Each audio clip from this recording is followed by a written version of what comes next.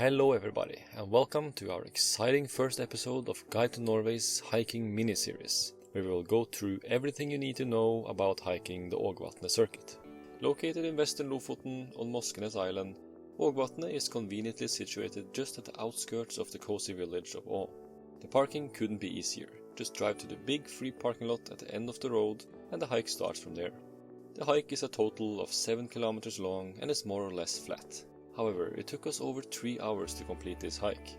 The hike might only be 7 kilometers long and it might only be a path around the lake, but you should not underestimate the ability this hike has to wear you out. While walking, we constantly had to look where we were going so as to not slip on wet roots or loose rocks, all while ducking under branches and avoiding muddy sections and looking for alternative routes around the mud holes.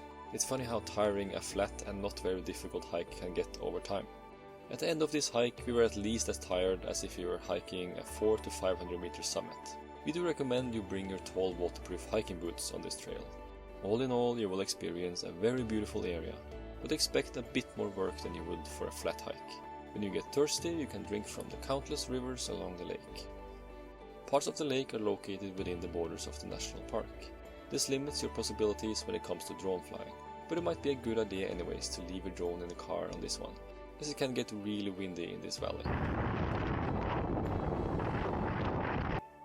If you do the hike clockwise, crossing first the southern side of the lake, the first half will consist of climbing a lot of chains in muddy terrain. However, there are less trees on the southern side of the lake, so you get to enjoy the view more in the first half. The second half of the hike takes you more into the forest, with beautiful views popping up all the time.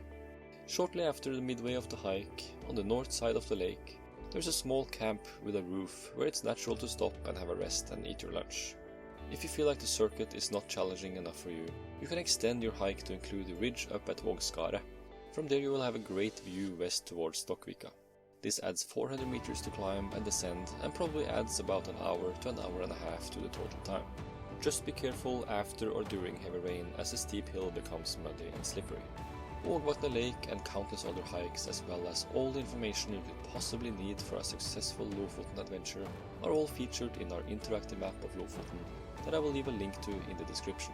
You're welcome to check out what we are sure will be your best friend during your planning phase, as well as during your travels. That's all from us today. Until next time, take care.